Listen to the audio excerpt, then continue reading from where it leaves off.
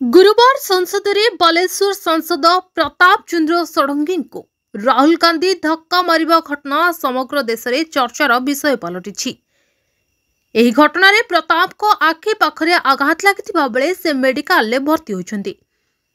या परे भुवनेश्वर सांसद अपराजिता षडंगी डाक्तरखाना रे जाई तांको भेटिछन्ति एवं मेडिकल लो बाहरी अपराजिता गणमाध्यम को सूचना दे कहिछन्ति कि प्रताप षडंगी को स्वास्थ्यावस्था भल नाही, से बे हॉस्पिटल ले अछन्ति, भगवान तांको भल करि दियंतु। तेबे राहुल को एपरी व्यवहार परे भाजपा सांसद माने घटना को निंदा करबा सहित पार्लियामेंट आगरे बसी प्रतिवाद करछन्ति। एही अवसर रे अपराजिता मध्य एथिरे शामिल होई पार्लियामेंट आगरे बसी कड़ा भाषा रे प्रतिक्रिया करी कांग्रेस दल को समालोचना करछन्ति। Bureau report, the news today. माफी मांगो, माफी मांगो, माफी मांगो, माफी मांगो, माफी मांगो।